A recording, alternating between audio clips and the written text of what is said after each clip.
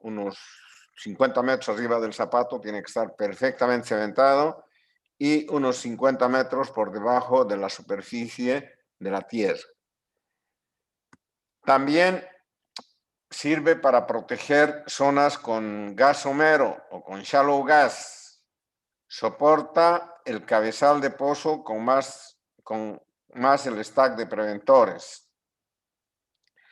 Luego de la cementación de la cañería de 30, se corta la misma y se prepara el diverter 30-1000 o 29,5-1000. Luego se perfora el zapato flotador con trépano de 26 pulgadas y continuar perforando formación de acuerdo a programa. En este caso, por ejemplo, se perforará hasta 1000 metros donde va a estar ubicado el zapato de la cañería de 20 pulgadas. Luego de proceder a alistar para bajar y cementar la cañería superficial de 20. Entonces, antes vamos a ver qué es el shallow gas. Primero, el shallow gas se encuentra en formaciones lenticulares que son de poco volumen, ¿no? Y ese shallow gas se encuentra a profundidades no mayores a 1500 metros, o sea, lo vamos a tener si es que hay cuando estemos perforando el agujero superficial. De manera tal de que este shallow gas es un gas somero y su característica principal es que es un gas que tiene una gradiente de 0.1 psi por pie. Por tanto, su peso o su densidad de ese gas es 1.92 libras por galón, o sea, prácticamente un metano. Y al ser un gas tan seco, es muy expandible, o sea, se expande muy rápidamente. Entonces, cuando entra de la formación al pozo, se encuentra con una presión hidrostática menor y entonces migra inmediatamente a la superficie. Muchas veces no da tiempo a activar nada. Entonces, cuando estamos con ese influjo de shallow gas, inmediatamente hay que activar el diverter. Como datos de estadística, se han perforado en el Golfo de México y en la costa y en el Mar del Norte, se perforan alrededor de 100 pozos, ¿no? De esos 100 pozos, el 50% aproximadamente encontró gas somero. De esos 50%, o sea, 50 pozos, el 50%, o sea, 25, han dañado el equipo por erosión o definitivamente lo han perdido por fuego. Entonces, como pueden ver, el gas somero o el shallow gas es muy peligroso. Entonces, hay que ver cómo prevenir el influjo de gas de una poca profundidad. Entonces, lo primero que tenemos que hacer es que cuando hemos cementado el caño guía, instalar el diverter. Y el diverter no es un stack de preventores, ¿no? Diverter quiere decir desviar, o sea que el flujo que antes venía hacia el flow line, activando el diverter, se va a venir por esta línea hacia la fosa de quema. Entonces, este es un preventor de gran diámetro, que es de 29,5 o de 30 pulgadas, ¿no? Y preventores mayores o iguales a 18,3/4, el API dice que deben cerrar en menos de 45 segundos por el consumo alto de aceite hidráulico, ¿verdad? Y entonces la línea que viene del acumulador a este preventor, al cerrar el acumulador, desde el acumulador el preventor, va cerrándose y en la misma línea de cierre hidráulica tenemos la línea que conecta a la cámara de apertura de esta válvula y entonces mientras esta se está cerrando, esta se abre, ya está abierta.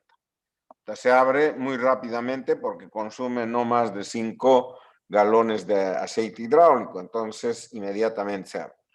Esta línea lateral es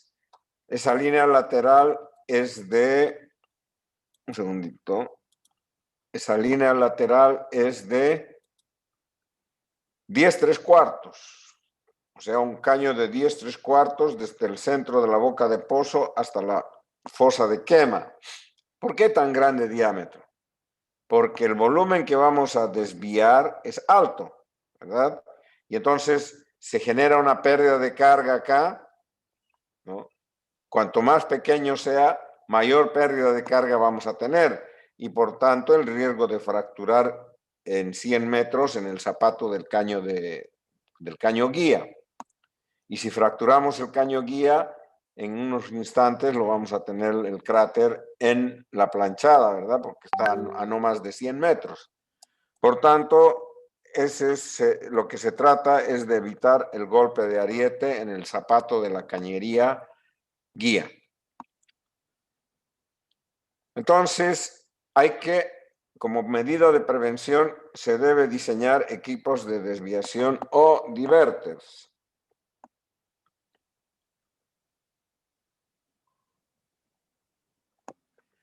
Luego se deben observar los registros. Sí, adelante, Marco.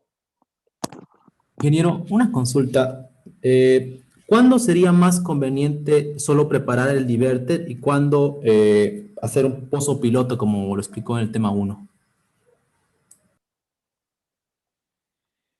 Que No, también lo usamos para los... por más que hagas el pozo piloto, tienes que tener el diverter. Porque tú lo que has hecho primero es perforar el caño guía de 30. Y entonces ahí has armado el diverter y entras a perforar con 8,5 o un diámetro máximo de 10 3/4 un agujero piloto, ¿no? En esta instalación de 30 pulgadas, ¿no? 8,5, hasta que atraviesas la zona de shallow gas, y cuando atraviesas la zona de shallow gas, eso te va a permitir,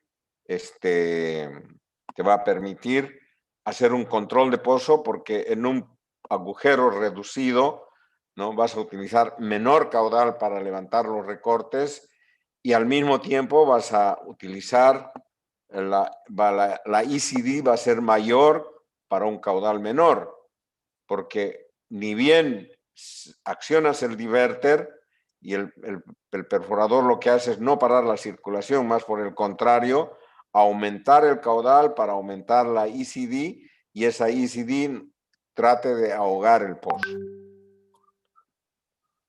Luego, el equipo de superficie genera... ¿Se entiende, Marco?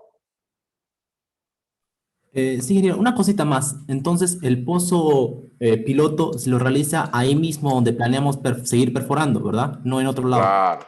Una vez que atravesaste la arena y lo controlaste y sabes la densidad con la cual está controlado ese nivel donde entró el shallow gas, sacas herramienta, cambias el BHA de 8,5 o 10 3/4 y bajas el de 26 o el de 24 pulgadas para ensanchar hasta por debajo del shallow gas y después sigues perforando, pero ya sabes la densidad con la cual vas a controlar.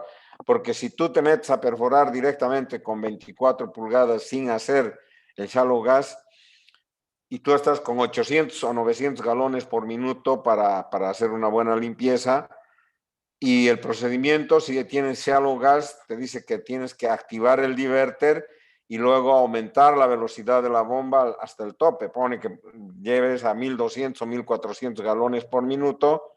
Tu ECD no va a aumentar mucho. ¿Por qué? Por el gran diámetro que tienes. Por tanto, el coeficiente de fricción va a ser mayor, ¿verdad? Perdón, mucho menor que en un agujero de menor diámetro, o sea, en uno de 8,5, ¿verdad? ¿Se entiende? Sí, ingeniero, ahora sí mucho más claro. Gracias. Ok. Entonces, se debe observar los registros sísmicos para evitar zonas de shallow gas. Y esto tiene que advertirnos el geólogo que vamos a pasar una zona de shallow gas porque él conoce sus registros sísmicos, ¿verdad?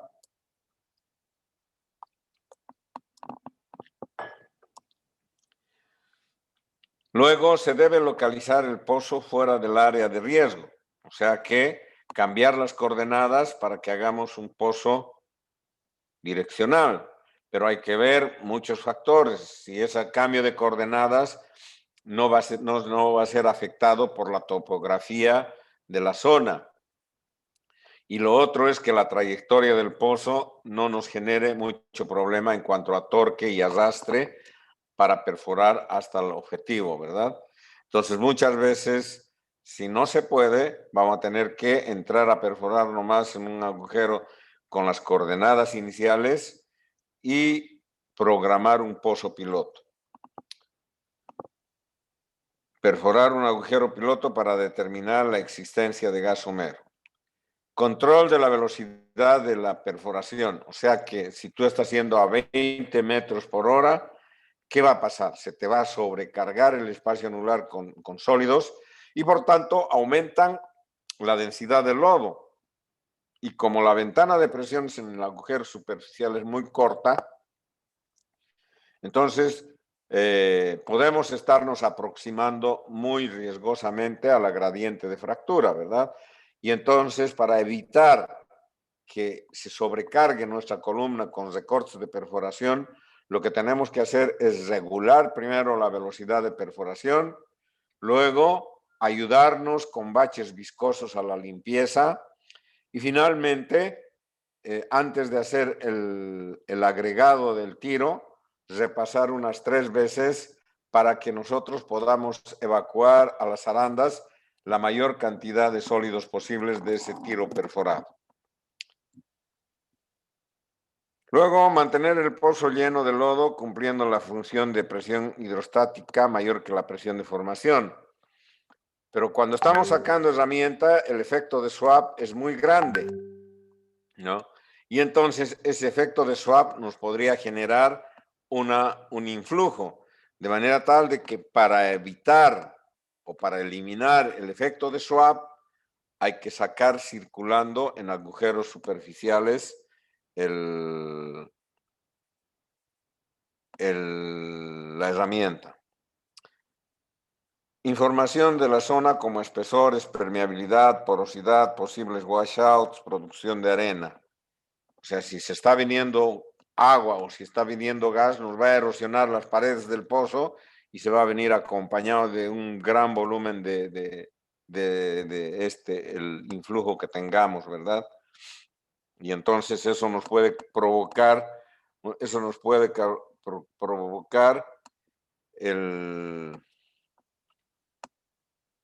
la erosión la erosión acá a la salida, porque ese cambio de dirección de vertical a horizontal genera una alta erosión acá por la turbulencia, de manera tal de que podemos dañar los equipos de superficie.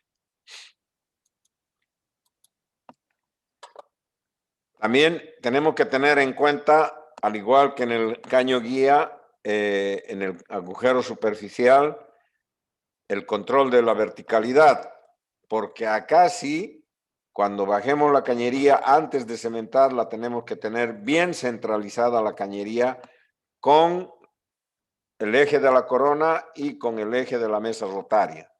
De manera tal de que bien centralizada la cañería hay que cementarla para que cuando cortemos la cañería para instalar la sección A, esa sección A apunte directamente a la mesa rotaria, ¿verdad? Y no tenga que esté apuntando una media gota de agua por desnivel. No, ahí se nos complica mucho las operaciones. Ese corte tiene que ser totalmente centralizado y verticalizado. De manera tal de que para mantener el control de la verticalidad existen ya arreglos direccionales que nos permiten hacer ese trabajo de control de verticalidad. Y esas son las herramientas push de bit, esas que se empujan, simplemente se empujan porque la sarta no perfora Lo único que rota es el trépano debido a que estas herramientas como el VertiTrack tienen un motor de fondo, ¿no? Y ese motor de fondo es el que rota y se le aplica pesos muy altos para poder acelerar la perforación. De manera tal de que esa herramienta que es push de bit, o sea que se empuja el trépano mediante el peso, ¿no? Tiene tres, tres aletas,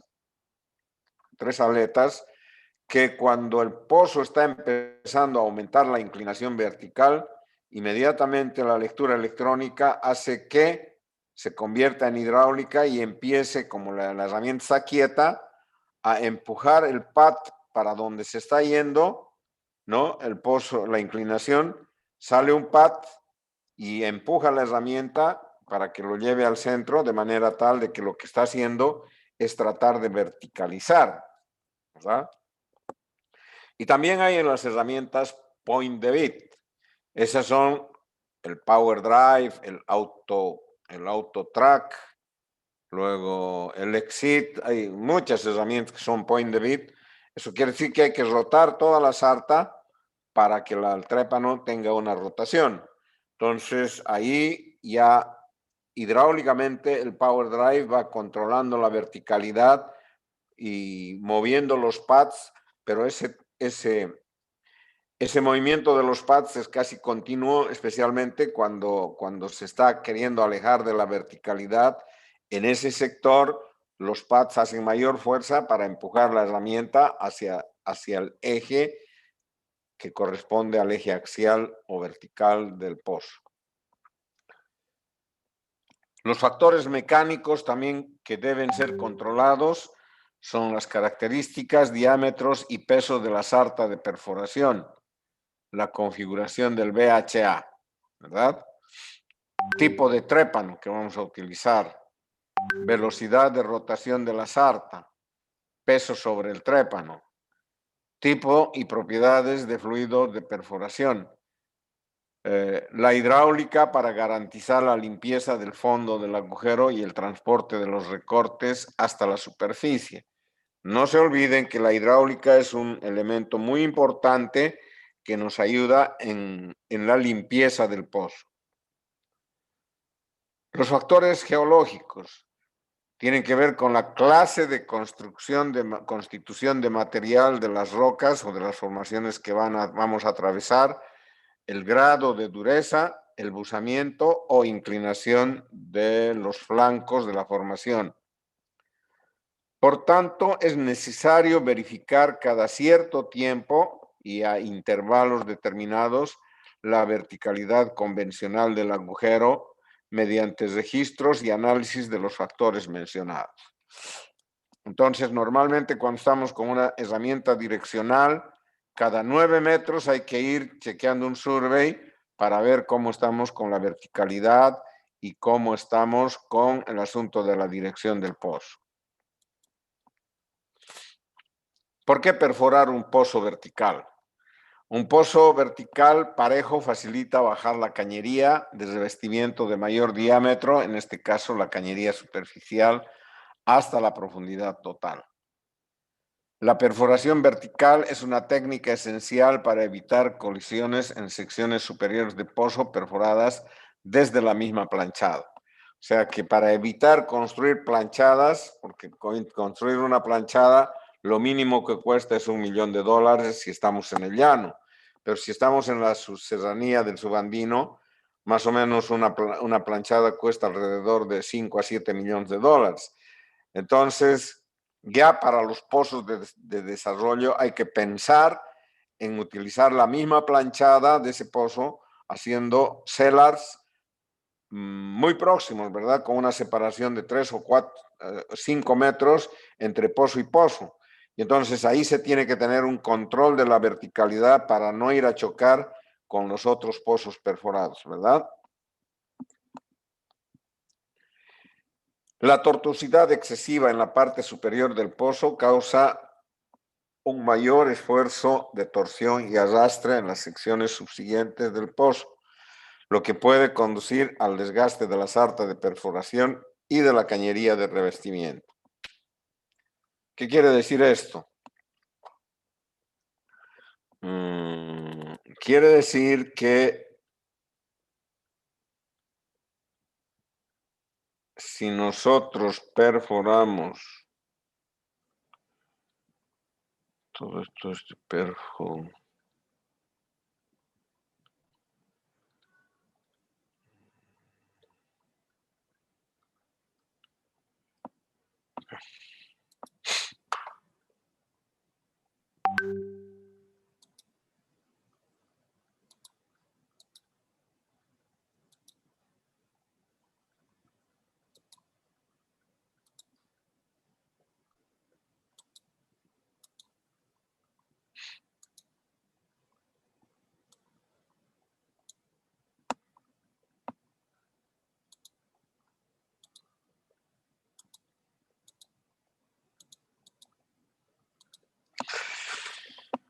Si nosotros deberíamos perforar un pozo vertical, ¿verdad?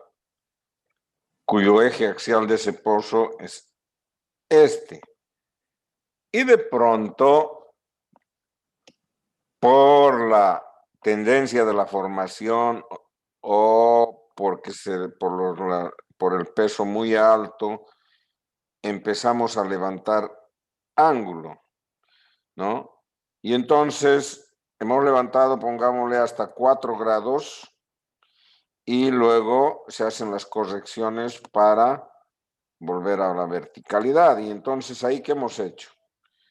Hemos construido, voy a agrandarlo un poco, ¿no? Hemos construido un pozo, no es así.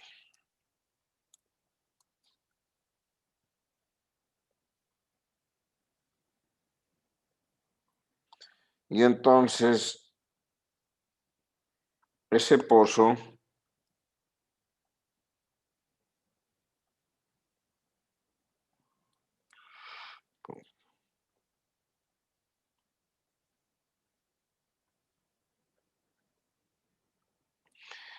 cuando estemos perforando, el drill pipe va a circular, va a rotar por acá, ¿verdad?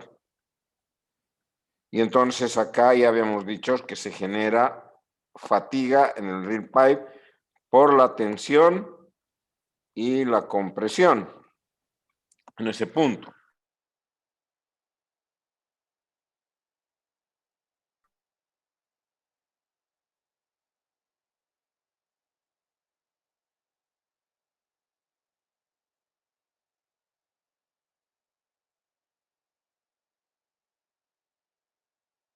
Hola.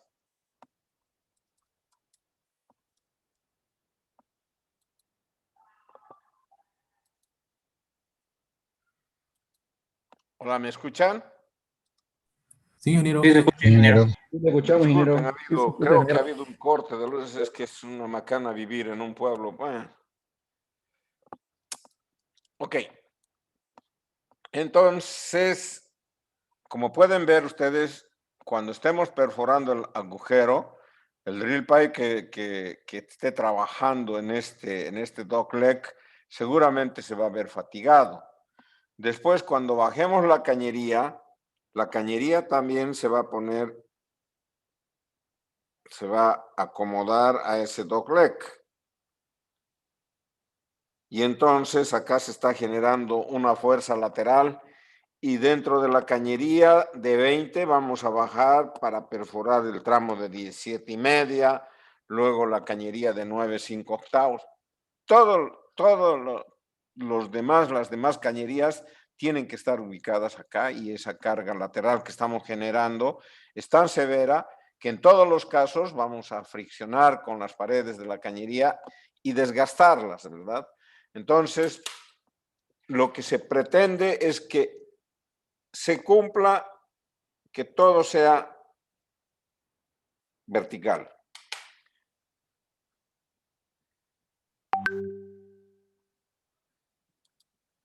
Que todo sea vertical para evitar estos doglegs.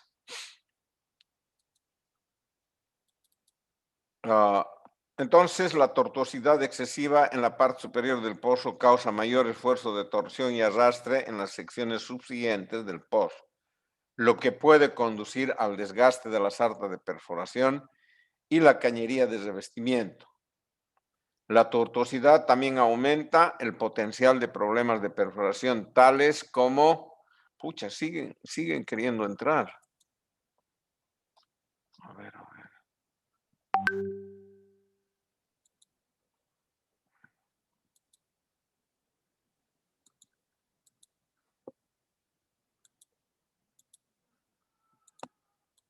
Ok. Entonces, la tortuosidad también aumenta el potencial de problemas de perforación, tales como una pobre limpieza del pozo, atascamiento o aprisionamiento e incapacidad de alcanzar la profundidad planeada debido a esfuerzos de tensión y arrastre. O sea que perforar el agujero superficial tiene que hacerse de la mejor manera posible para que después no tengamos problemas para llegar primero por desgaste y fatiga de la herramienta, por desgaste de las cañerías y finalmente por el torque y arrastre que puede generar esa tortuosidad. También para la bajada de cañería, como habíamos dicho, tenemos que utilizar los centralizadores. En este caso vamos a utilizar un zapato flotador y un collar flotador, ¿no? Y en superficie vamos a instalar la cabeza de cementación una vez que hayamos terminado de bajar la cañería hasta el fondo. Entonces, para ello ensamblamos el zapato y el collar dejando una junta de cañería en el shoe-track. O sea, estamos hablando de que cada pieza tiene alrededor de 14 metros por 3.28, estamos hablando de 45 pies, y si nosotros le ponemos 2 piezas, van a ser 92 pies, ¿verdad? O sea, el zapato flotador, 2 piezas de cañería de 20, y luego viene el collar flotador. De manera tal de que bajamos de esa manera hasta el fondo. Hay que tener en cuenta que el zapato flotador no permite, cuando estemos bajando la cañería, no permite el ingreso del desplazamiento dentro de la sarta. Todo el volumen que corresponde a un cilindro de 20 pulgadas está circulando por el espacio anular hacia el trip tank. Entonces, a medida que vamos bajando, vamos a ir ganando el volumen como si fuera un cilindro de 20 pulgadas, ¿verdad? Pero a medida que vamos bajando también, gracias al fill-up tool, por el número de emboladas que tiene la capacidad interna de la cañería, vamos bombeando un determinado volumen para que la cañería no baje vacía. Entonces, esa diferencia de lo que tenemos en el trip tank y de lo que bombeamos del sistema activo nos da el desplazamiento, ¿verdad? Y el desplazamiento debería ser el desplazamiento del acero, o sea, el OD al cuadrado menos el ID al cuadrado dividido 1029.4 por la longitud de la cañería medida. Luego, con parámetros de presión, al bajar la cañería, ¿sí? Tenemos que bajarlo a una velocidad controlada, una velocidad por debajo de lo óptimo. ¿Por qué? Porque generamos presiones de surge y esas presiones de surge pueden ser tan altas que fracturemos, especialmente en la profundidad de 100 metros donde está el zapato de la cañería guía, ¿no? Y sabemos que inmediatamente debajo, en la zona más débil del agujero. Con parámetros de presión estables se conecta la cabeza de cementación y precargando respectivamente el tapón inferior y tapón superior, se ensamblan las líneas de cementación en Y. Se circula el pozo con un mínimo de 2 vueltas el sistema y se procede a realizar los trabajos de cementación. Entonces, supongamos que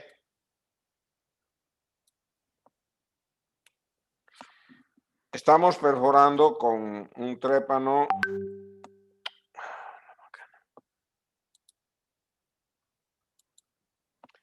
Estamos perforando con un trépano. Este es el caño guía.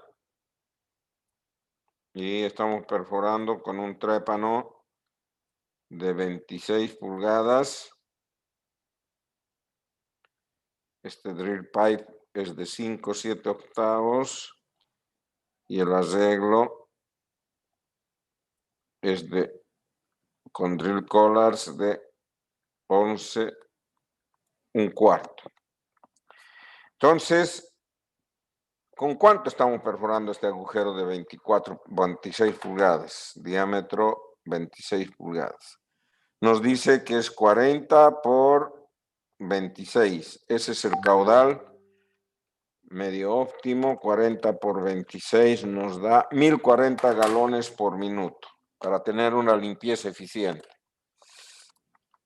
1040 galones por minuto. Entonces, ¿cuál será la velocidad de flujo? ¿Cuál será la velocidad de flujo?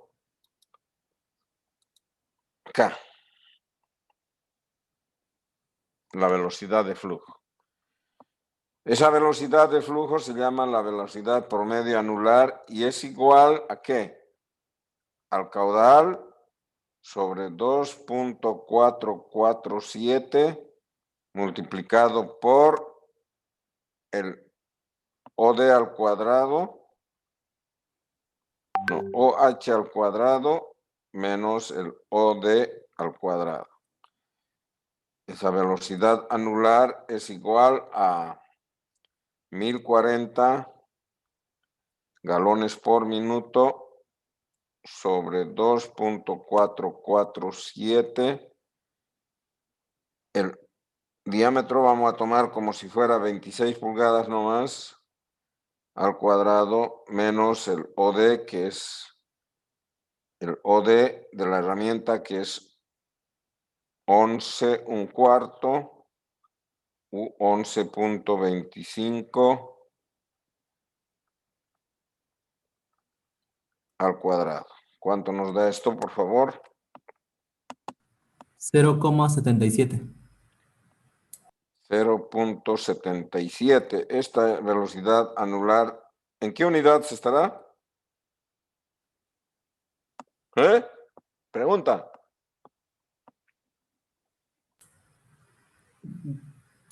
Pies por segundo. Pies por segundo, ¿verdad? Y entonces, cuando hemos bajado la cañería, ¿cómo lo tenemos al agujero? A ver.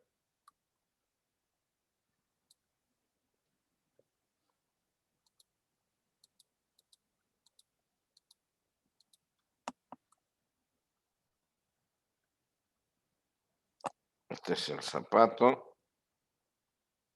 En 100 metros, el caño guía.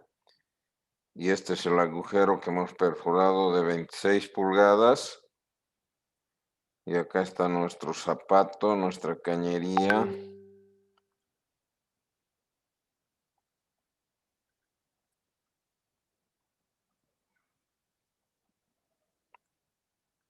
Y entonces, ¿con qué caudal deberíamos circular para acondicionar el agujero? Si volvemos a las 1040 galones por minuto, puta, lo vamos a lavar el agujero, ¿verdad?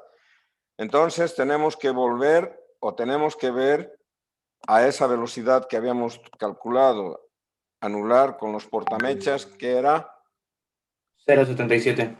0, aquí está, 0,77.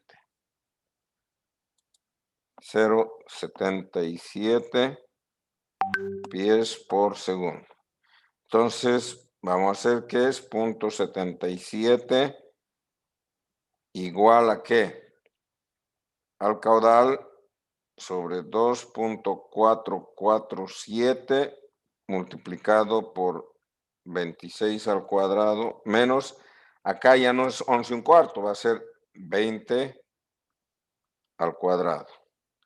Ese caudal va a ser igual a 0.77 por 2.447 por 26 al cuadrado menos 20 al cuadrado. ¿Cuánto nos da? 520. Sí, 520. 520 galones por minuto. No es lo mismo que 1040, ¿verdad? Entonces, se circula durante una vuelta al sistema. O sea, desde que hemos empezado a circular, estamos succionando del cajón de succión hasta que vuelve a la zaranda y ese mismo lodo vuelve al sistema, o sea, al cajón de succión. Esa es una vuelta al sistema y la recomendación 2 vueltas al sistema. Pero en la segunda vuelta ya tenemos que mover el punto sedente en valores entre 15, punto sedente, entre 15 a 20 libras por 100 pies cuadrados. De manera tal de que mientras estamos acondicionando con otra vuelta al sistema, hay que ir aumentando el caudal hasta llegar al caudal de cementación. 520 galones por minuto son alrededor de 520 dividido 42 nos da 12.4 barriles por minuto. Supongamos que el caudal de cementación óptimo para turbulencia es 15 barriles por minuto.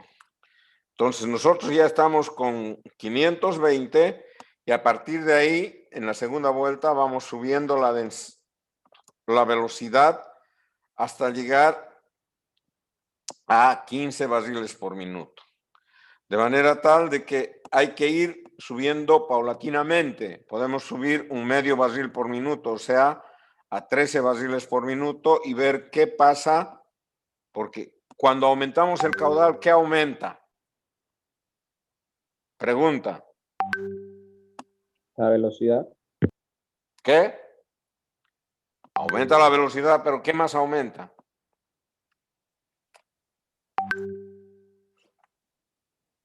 La ECD. Correcto, la ECD. Y entonces hay que ir viendo si no hay pérdidas de circulación, si no empiezan a manifestarse las pérdidas de circulación. Si no hay con 13 barriles por minuto pérdida, podemos subir a 13.5, si no hay, subir a 14, y si en 14.5 vemos que ya estamos empezando a perder, hasta ahí nomás, por si no vamos a fracturar la formación, ¿verdad? Hasta ahí nomás vamos, y lo que tenemos que hacer es que replanteen en laboratorio estos 15 barriles por minuto y que sean 14 barriles o 13 barriles por minuto como máximo para poder desplazar la lechada al espacio anular. Bien, entonces esas consideraciones tenemos que tener en cuenta a la hora de que estemos acondicionando el lodo. Se circula el pozo como mínimo 2 vueltas al sistema. En este tipo de trabajo normalmente se realiza el desplazamiento con las bombas del equipo. ¿Por qué? Porque si nosotros vamos a ir a 15 o a 18 barriles por minuto, vamos a necesitar de 2 o 3 unidades de cementación. Esos caudales altos nos van a aumentar la ECD y podrían fracturarnos la formación, ¿verdad?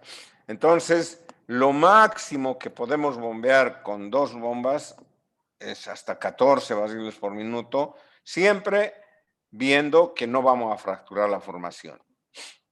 Entonces,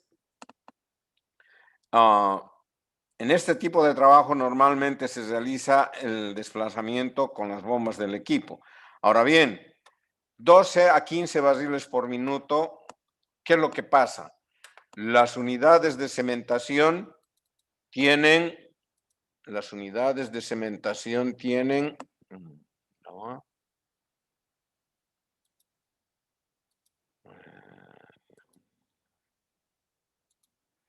La unidad de cementación tiene 2 cajones de lodo. 2 cajones de lodo, ¿verdad? Esto está así.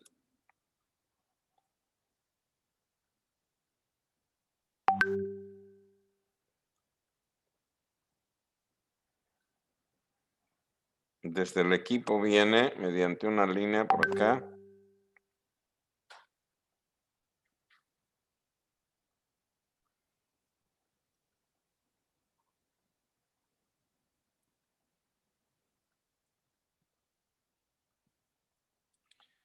Hay una válvula. Mientras está llenando, este es un cajón de 10 barriles. Y entonces, ese impacto que produce el lodo con esto hace que cuando nosotros tengamos el nivel de los 10 barriles, vamos a tener que espuma, ¿verdad? O sí, espuma o aire entrampado.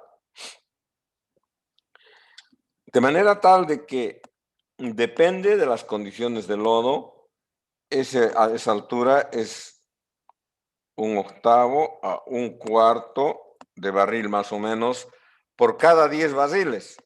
Supongamos que la cañería de 20 pulgadas tiene, a ver, vamos a ver, una cañería de 20 pulgadas tiene un ID, con este lo vamos a ver, aquí está. Cañería de 20 pulgadas, pongámosle que es de 133 libras pie, el ID es 18.73, se ve, ¿no? 18.73 es su ID inside. 18.73. 18.73 al cuadrado dividido 1029.4 multiplicado por 1000 por 3.28. Necesitamos 1117 barriles de desplazamiento, ¿verdad? 1117 barriles de desplazamiento. Y entonces, ¿cuántos cajones tenemos que bombear? Dividido 10 son 111, 112 cajones, ¿no? Acá van a ir 112 dividido 2, son 56 acá y 56 acá. Estos son capacidad de 10 barriles. Y si en cada barril estamos bombeando, póngale 1/8, no más que bombeemos menos. 56 por 1/8, no, 1/8 es ¿cuánto? 0.125 barriles. 0.125 barriles. Son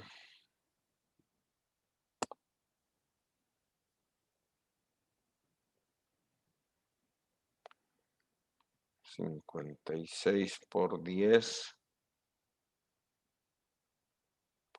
son 560 barriles por 1.125. Son 70 barriles menos que estamos bombeando cuando bombeamos 56. Y acá otros 70, son casi 140 barriles menos que estamos desplazando. Por tanto,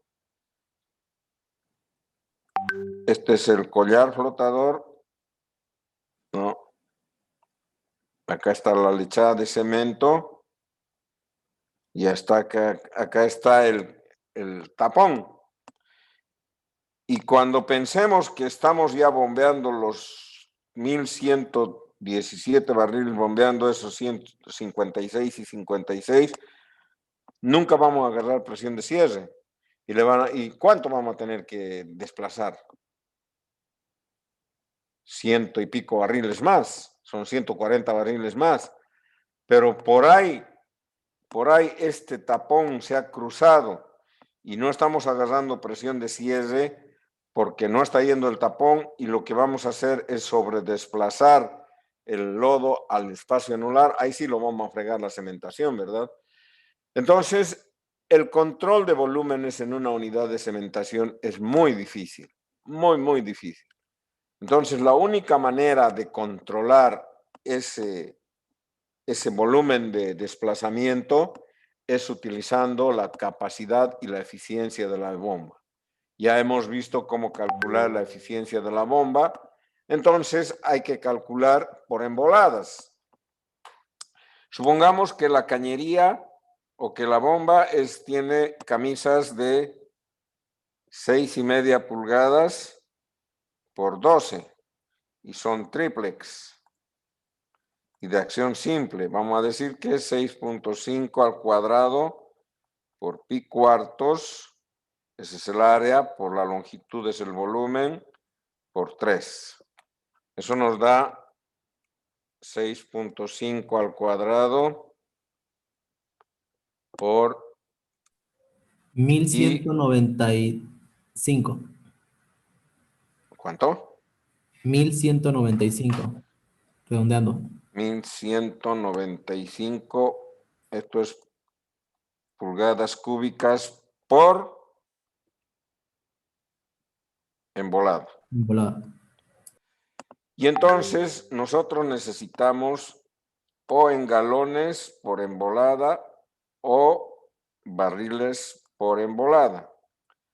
Entonces, el factor de conversión es 1195 barriles por embolada multiplicado por 1.0 por 10 a la menos 4 barriles, no, pulgadas, estas son pulgadas cúbicas.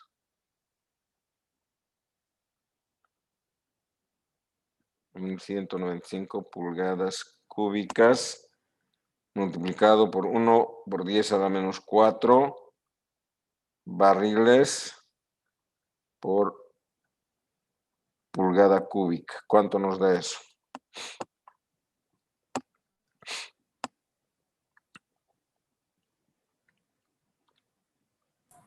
Cero Cero. coma ciento, 0, 1195. 1195 barriles por embolada. Y esto es al 100%. Eso es al 100%, ¿verdad?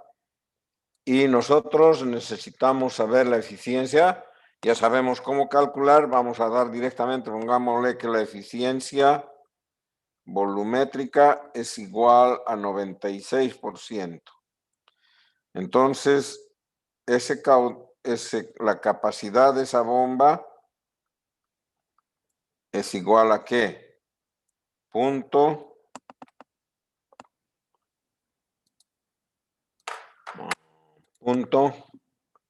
era? Punto 1195.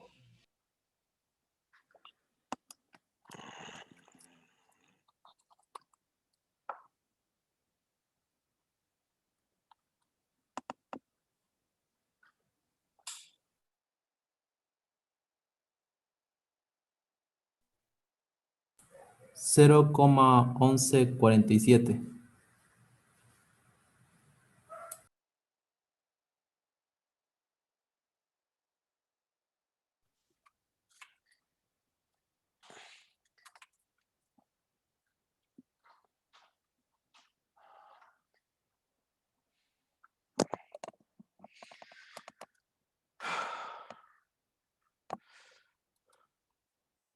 ¿Me escuchan?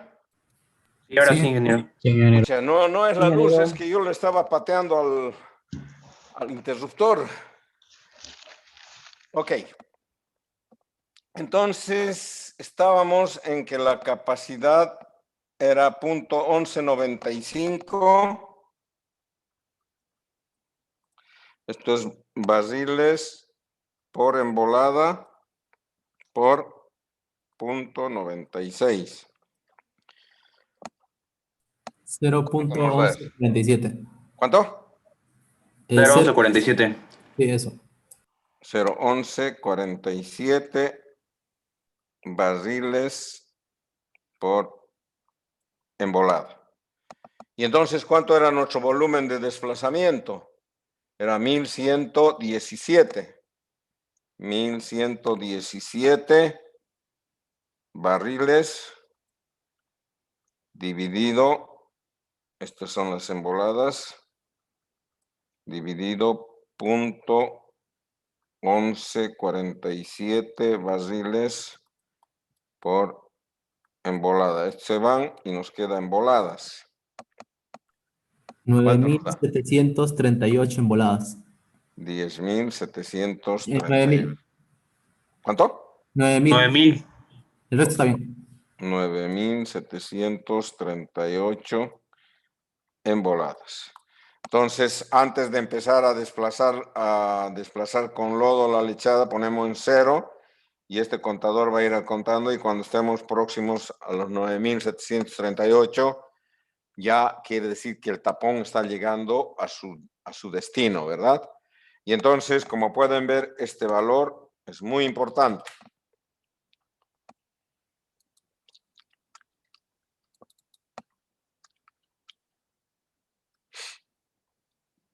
Bien. Entonces, en este tipo de trabajo normalmente se realiza el desplazamiento con las bombas del equipo de perforación a un caudal alto que varía entre 12 a 15 barriles por minuto. Para tener un control adecuado del volumen de desplazamiento, contabilizar las emboladas de desplazamiento, tener en cuenta la eficiencia de la bomba que previamente ha sido calibrada. Bien.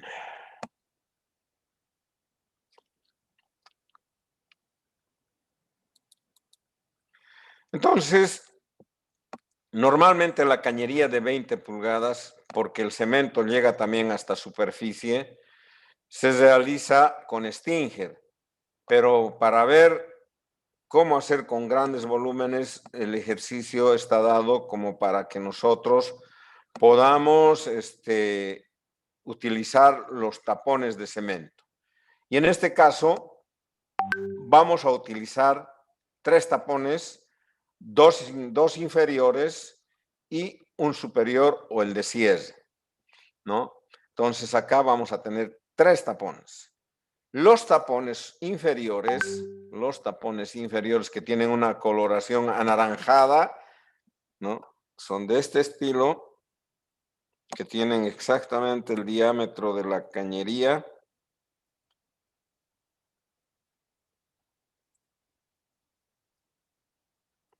Tiene como unos cuernitos de los petroleritos.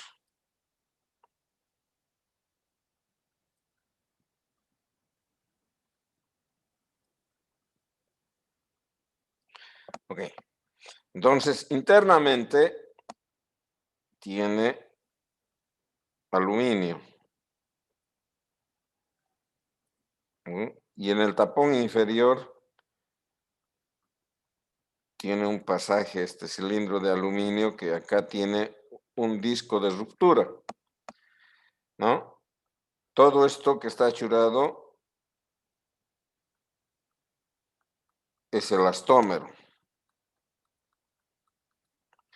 Entonces, cuando llega al collar flotador, llega acá, llega al collar flotador, acá está su válvula flotadora, el lodo viene, pasa la lechada acá levanta presión, más o menos 800 psi, se rompe el disco de ruptura y continúa el flujo. Entonces ya viene la lechada, etcétera, etcétera. Ese es el tapón inferior. Y el tapón superior es de color negro. Tiene la misma configuración.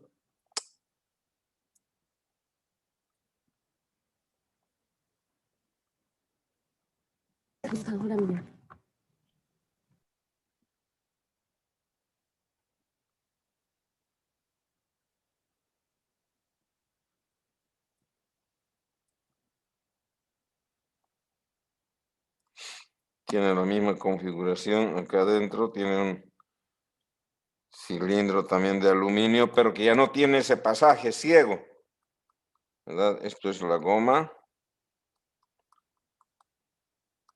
Y este es el tapón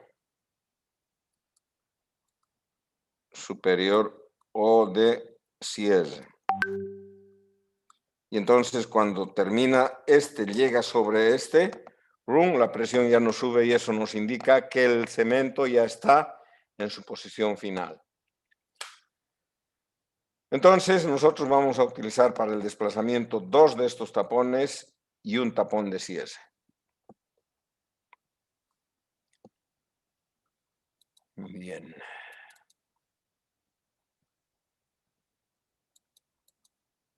La lechada debe tener la reología, el punto sedente mayor de la lechada que el punto sedente del lodo. El tiempo bombeable de la lechada de relleno va a ser el tiempo de trabajo más unas 2 horas. El tiempo de bombeabilidad debe ser el tiempo de trabajo más 1 hora para la lechada principal. El agua libre para la lechada de relleno menor a 2%. Y el agua libre para la lechada principal menor a 1.5%. La resistencia a la compresión de la lechada principal, esto es 1000, por favor. No lo puedo corregir porque es, ¿cómo se llama? Lo he hecho en imagen, es 1000 psi a 12 horas como mínimo. Y la resistencia a la compresión de la lechada de cola o de relleno es 500 psi a 12 horas. Esto es 1000 por si acaso, por favor, lo van a corregir. Yo lo voy a corregir también para subir. Pero lo podemos corregir ya de una vez. Insertar. Cortar. Pegar. Acá. Acá vamos a insertar.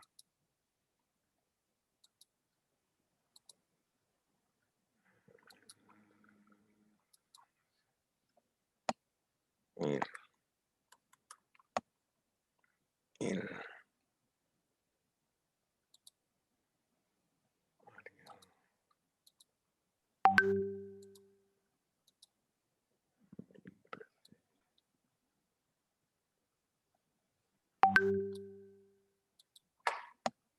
1000 psi. Entonces,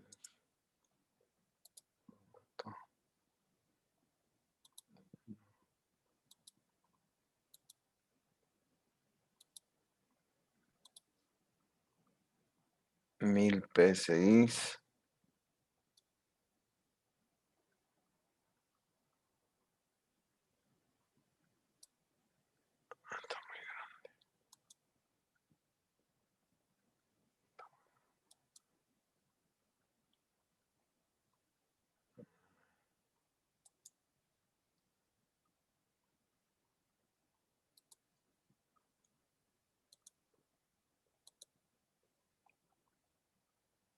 El alto. El ancho.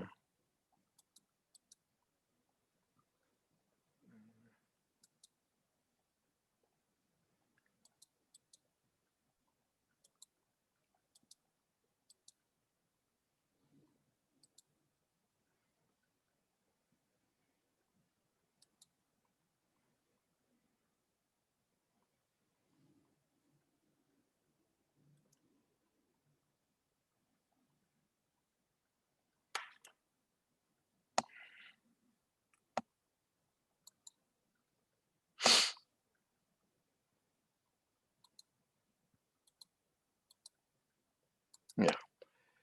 1000 PSI a 12 horas.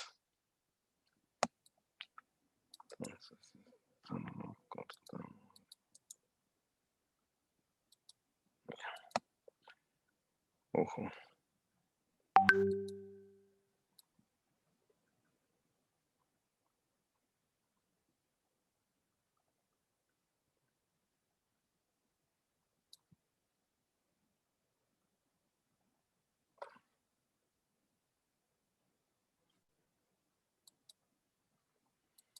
Ya. Bien. Luego,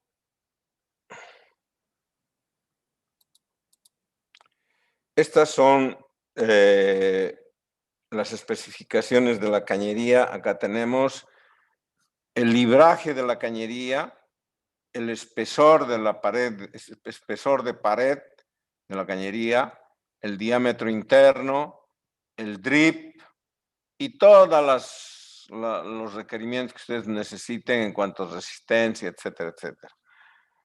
Luego vamos a hacer un ejercicio, ¿no?, para cementar una cañería de 20 pulgadas que tiene 133 libras-pie, es K55, que tiene un interno de 1873 y un drip de 18542. La resistencia al colapso es de 1500 PSI y la resistencia al reventamiento 3060. El flotador va a estar el zapato en 1500 y el collar flotador en 1472. El torque de ajuste por API del triángulo es una rosca Batres. ¿Qué accesorios tenemos? 2 zapatos flotadores, uno de backup y el otro del principal. 2 collares flotadores de 20, uno de backup y el otro principal. Luego tenemos los tapones. Estos son los tapones de desplazamiento, o sea, inferiores, y estos son los tapones superiores o de cierre. Solamente vamos a utilizar 2 de estos y uno de estos. ¿Qué más? La lechada de relleno va a estar hasta 1100 metros, o sea, la lechada de relleno de 1100 metros para arriba. La densidad va a ser de 12.5. La bentonita que vamos a utilizar va a ser de 3% por peso de cemento. El retardador va a ser 0.4%. El tiempo de bombeabilidad de esa lechada es de 8.5 horas. La resistencia a la compresibilidad en 24 horas son 500 PSI. La lechada principal, ¿no?, de 1100 a 1500. La densidad, este es de superficie a 1100, está bien. 15.8, etcétera, etcétera. El tiempo de bombeabilidad 6 horas. La resistencia compresible a 24 horas son 2000 PSI, mejor todavía. El balance de material de la lechada de relleno. Entonces hacemos el balance de materia y decimos cemento 100%, 50% el peso, 50 kilogramos, el peso específico y el volumen. El agua que es para la lechada de relleno es aproximadamente 107%, eso nos da 53.5, igual para la bentonita, de manera tal de que la masa es la sumatoria de estos, de la lechada, y el volumen es esto. Masa sobre volumen es la densidad, de manera tal de que la densidad 105.2 sobre 70.11 por 833, ¿cuánto nos da?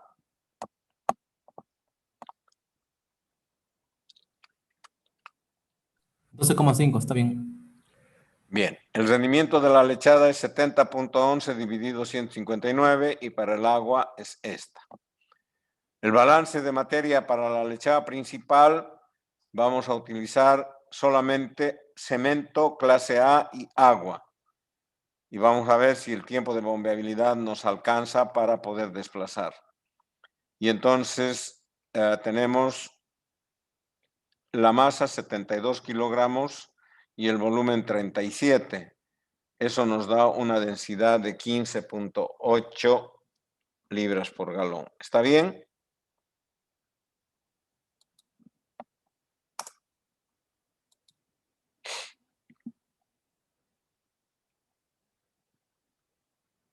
Sí, está bien, ingeniero. ¿Qué sale eso? Ok. Entonces, este es el rendimiento de la lechada principal y el rendimiento del agua para la lechada principal. ¿Cómo calculamos el volumen de la lechada de cemento en el espacio anular? Mediante registros eléctricos, ¿verdad? Y entonces esos registros nos dicen que de 1500 a 1300 hay un calibre de 27 pulgadas y esa longitud es 200 metros. En la actualidad, ya directamente lo que nos entregan es el volumen o el diámetro por tramo, el diámetro promedio por tramo. Ya directamente esto ya no hacen estos cálculos. La computadora lo hace, ¿no? Pero ¿cómo lo hace? Entonces, de 1300 a 1000, pongámosle que es una longitud de 300 metros, el calibre es 29 pulgadas. Luego de 1000 a 500, el calibre es de 26.75. De 500 a 100 es 28.75. Y encima de 100, ¿por qué? Porque sabemos exactamente cuánto es el diámetro de la cañería de 30, ¿verdad? Entonces, el producto de esta sección por el cuadrado del diámetro del agujero nos da estos valores. De manera tal de que la sumatoria de esos nos da este valor, ¿no? Y el diámetro promedio es la sumatoria de I igual a 1 a N, que son las observaciones, que es el diámetro del agujero al cuadrado por LI, que sería este valor, sobre LI, que es este, ¿no? Elevado a la 1 medio, o sea, la raíz cuadrada de este valor, y entonces obtenemos el diámetro promedio de 27.97. ¿Está bien? Sí, ingeniero, sale eso. Ok.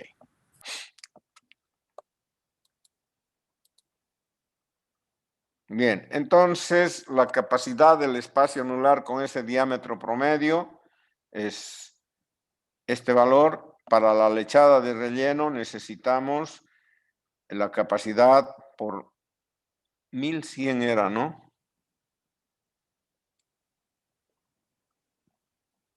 ¿Cuánto habíamos dicho de lechada de relleno?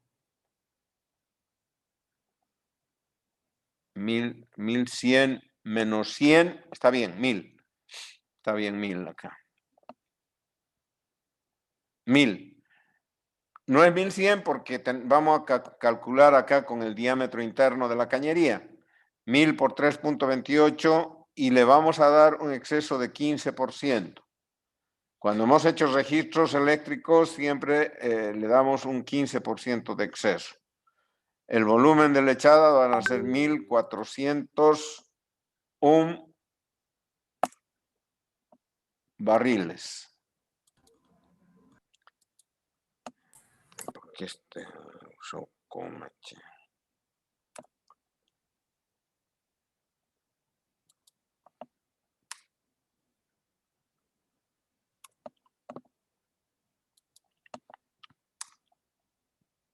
Sí sale eso, ingeniero. Ok. Entonces vamos a quedar acá, ¿no?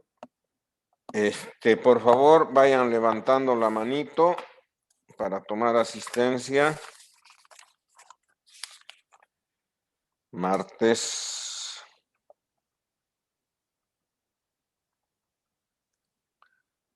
18:05.